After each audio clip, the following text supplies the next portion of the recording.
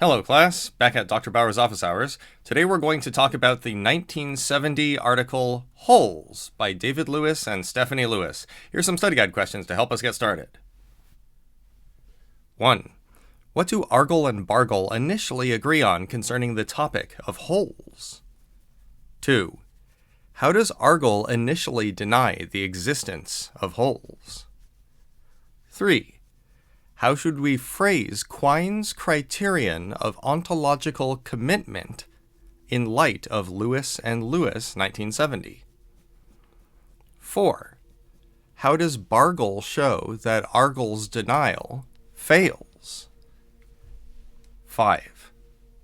What is Argle's second revised thesis about holes? What's Argle's second revised thesis about holes? 6. Which of Argle's examples most strongly show that second revised thesis about holes? 7. Which two puzzle cases does Bargle initially and unsuccessfully raise for Argle's second revised thesis about holes? 8. What does Argle mean when he says, "What we call a hole is really many hole linings. Some include more of the cheese, some include less"? Alright, as with all of my philosophy lecture videos, I'm going to answer these questions in order, and it's good if you take notes while I'm answering them. Pause the video every now and then so you can keep up by writing things down, typing them up on a paper, typing them up on the computer that you're watching this very video on. That's probably the most likely. Or I guess these days, feeding it to a soulless robot. Anyway, the paper Holes by David Lewis and Stephanie Lewis from 1970 is a really fun, frolicsome article that kind of introduces, in a playful way, students to the topic of ontology, or at least one way of doing it. One way of doing it that was both very popular and, at least for a while, maybe still is, pretty fun. And one thing that you might get interested in is the question of negative entities, absences, lacks, shadows, holes, the dark, the cold, silence. Things that aren't. Are they? Well, answering that in a more serious way is at least one thing that ontologists try to do. So here's the thing that Argle and Bargle agree on initially. They initially agree that holes are, or at least can be, immaterial entities. That is, they're entities that have no matter in them whatsoever. A hole is where matter isn't. Now, again, ordinary holes in real life, like if you have a hole in your tire, it's filled with, gas and air and things. And, if you have a hole in pretty much anything you can imagine, it's going to be filled with some other kind of matter. But there's a certain philosophical puzzle, right? We have a way of talking about and referring to a very discreetly and very specifically defined absence, a hole. And if you think that everything is made of matter, right, you might wonder, well, how could that sort of thing exist? How could there be holes?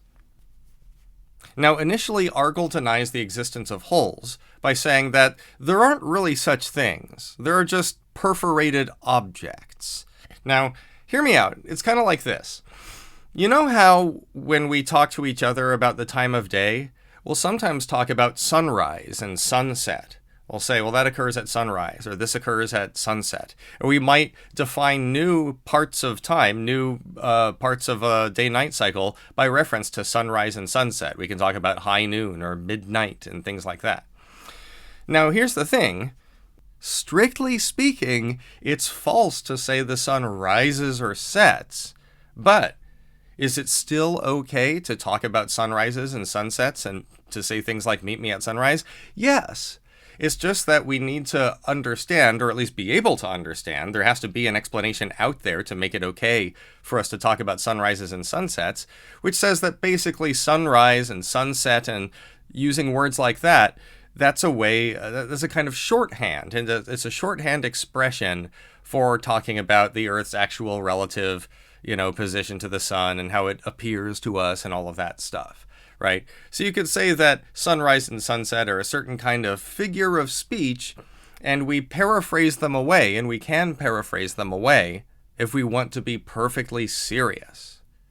Likewise, if we want to be perfectly serious about whether wholes exist, there's a question about whether our talk of wholes, like our talk of sunrises and sunsets, is actually a shorthand way of talking. And Argle thinks that it is. Argle thinks that when we talk about wholes, that's just a way of talking about perforated objects. So when I say this cracker has many holes in it, I mean it's a multiply perforated cracker. And when I say that this vinyl copy of Starship Africa has one hole in it, I mean it's a singly perforated record. And so on. So Argle denies the existence of wholes, and he initially does so by claiming that all of our talk of wholes doesn't actually commit us to the existence of wholes as though they're real objects. It's just a figure of speech. It's something we can paraphrase away, like our talk of sunrises or sunsets. Now, this brings us to the topic of Quine's criterion of ontological commitment. Willard Van Orman Quine, W.V.O. Quine, wrote a very, very influential paper that helped revitalize interest in metaphysics and specifically ontology, that is, specifically deciding which, if any, kinds of controversial entities, Leibnizian monads, Platonic forms, parallel universes that are other possible worlds, time slices of human beings, whether any of those things really exist, and whether there are any philosophical problems that could be solved by construing the world as being patterns of those controversial things, right? Quine helped revise this sort of practice with this paper on what there is. And in that paper, he advanced something called a criteria of ontological commitment. And now let's go through that. What's criteria? A criterion means standard, right? If I say, well, he fits certain criteria, I mean, he fits certain standards. Right? The standards might not be, standards that you would use to measure good things or even things that have any value, good or bad. It's just, you can use standards for measurement. If somebody says, well, it's a criteria, just think standard. It's so helpful to think that way, in my opinion, to just, simplify that word in your mind. Right? So a standard of ontological commitment. Well, I've said a few things about ontology now. You know that ontology has to do with what kinds of things in the broadest possible sense are there? Is everything material, or are there ghostly things that are immaterial? Questions like that, right? Are there any divine entities, or is everything in some sense mundane, even if it doesn't take up space or is made of matter, right? Is everything worldly, in other words, right? So think of it this way. A criterion of ontological commitment is going to be a standard for when you're committing yourself to taking a stand about what kinds of things exist, right? That's a criterion of ontological commitment. It's a standard for when you're committing yourself to the existence of a certain kind of thing. Or if standard sounds weird, you could just say rule. It's a rule for when you're committed to a certain kind of thing exists. Now, the rule, or the standard, of committing yourself to the existence of something that Willard Van Orman Quine liked, Quine's criterion of ontological commitment, is this. If A, it's impossible to present our best theories without talking about a certain kind of thing, the T's, and if B, such talk cannot be paraphrased away and therefore proven to be just a figure of speech or a way of speaking, then C, we are committed to the existence of T's. That is to say, T's are real things. T's exist. So Quine's criterion of ontological commitment is the thing I just said. Right? That's the criterion of ontological commitment, or at least the way that we should formulate it in light of this article, Wholes, by Lewis and Lewis, 1970. Okay, so we've got Argle's position. Anytime I think we're talking about a hole, I can explain how we're really talking about a perforated object. And then we've also got what could be done to defeat this strategy. Just come up with a claim that's ordinary to say, that's ordinary to utter, that sciences might even utter, that mentions holes, that appears to commit us to the existence of holes, which we cannot translate in terms of perforated objects, how perforated the objects are, singularly perforated or doubly perforated or so on.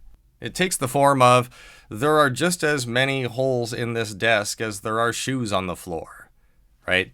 A claim that could be true, and what makes it true is not any kind of relationship between, the shoes and the shape of the desk, or any synonym for the desk's shape, but rather that there's a correspondence relationship between the number of shoes one might have and the apparent number of holes in an object, right? In other words, there's a systematic correspondence between integers and how perforated things can be, and the only way to explain that correspondence sensibly is to say that when we're talking about how perforated things can be, we're actually talking about a number of things.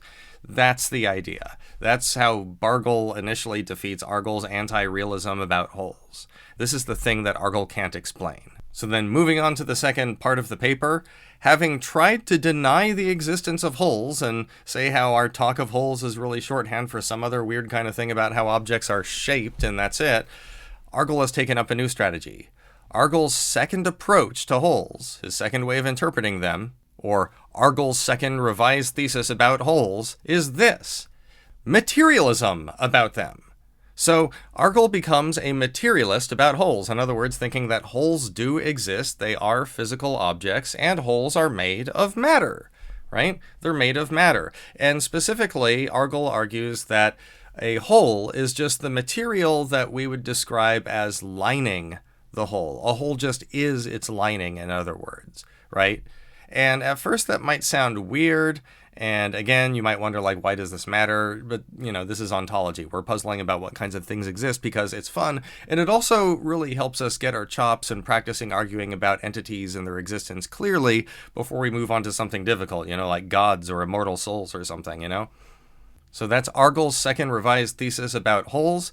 The idea is that a hole is a physical object, is identical to its hole lining, or a hole just is a hole lining. Now, this might sound weird again, but there's one case that really cinches this, that almost seems to just be the judge's gavel on the desk, and that's the statement, caves are holes in the ground. They are. Caves are holes in the ground. Caves are holes in the ground. So caves are holes. Yes, but also some caves are made of limestone. So some holes in the ground are made of limestone. So does that mean that there are holes made of limestone? Yeah. And as long as you're just holding on to that, holding, as long as you're holding on to that thought that a cave is a hole in the ground, you can start to think about how a hole in Swiss cheese is made of cheese, right? It might sound a little weird, but you think of a cave as a hole in the ground and it's made of limestone. There could be a hole in this hunk of cheese and it's made of cheese. It's got, these kinds of holes, and they're holes in the cheese in the sense that that's what's in there and nothing else. And now we get to Bargle's super fun pair of cases to try to show that a hole could not possibly be its hole lining, at least initially. The first is this. Consider a smaller tube, U, and then a larger tube, V. And let's say that U and V fit rather snugly, and that one of them is turning clockwise and the other one is turning counterclockwise. And because there seems to be, with our ordinary eyes, only one hole with just two overlapping tubes, right? We get the following argument, that if materialism about holes is true, then the situation with U and V is a situation where the same hole spins both clockwise and counterclockwise. However, it's absurd that there should be a situation in which the very same hole spins both counterclockwise and clockwise. So, conclusion, materialism about holes cannot be true. That's one argument. And obviously, if you think the hole is the hole lining, you're just going to say that there are two holes there. One of them spinning clockwise and the other one spinning counterclockwise. There are two holes there because there are two tubes there. That's the idea, right? So that's the first case. What about a tube spitting inside another tube? Okay. Second case is a bottle. If you consider the volume of a bottle, that's going to be different than the volume of the mouth of the bottle, right? The volume of the mouth of the bottle is just what fits in the mouth of the bottle. But the volume of the bottle is going to be what fits in the whole damn container, the whole bottle. So isn't there a difference between the bottle and the mouth of the bottle? Seems so. And yet, the bottle and the mouth of the bottle are both the hole lining. They're both the hole lining. So we have a contradiction. If the hole just is the hole lining, it seems like there's a difference between the hole lining and itself. Here again, this case is pretty easy for Argle to dismiss. Argle just points out that there are two senses of what will fit in the bottle. You might talk about what will fit in the bottle in terms of what the entire bottle as a container will hold. But I might be like trying to cram things into the bottle and we already know how much, stuff fits in it, but I want to know if this thing will fit through the opening. And I'll say, will this fit in the bottle? And there I mean, by the same term, the bottle, I just mean a different part of it. I mean the mouth of it. So that's, not a hard case to answer also. And finally, or at least the final interesting part of this article, is the problem of the many. The problem of the many is a separate metaphysical puzzle. It's really fun to think about, though, and David Lewis has a really fun paper called The Problem of the Many. But it gets raised here when Argle specifically says what we call a hole is really many hole linings. Some include more of the cheese, some include less. What's being said here? Well, let's explain. The best way to think about this is to say you can't easily cite a boundary between a hole and the rest of the object that we would say it's in, or at least where exactly the hole lining starts and the rest of the object ends. Think of it this way. Suppose that you discover a cave in your backyard, right? You discover a cave in your backyard. You might wonder where exactly the cave ends.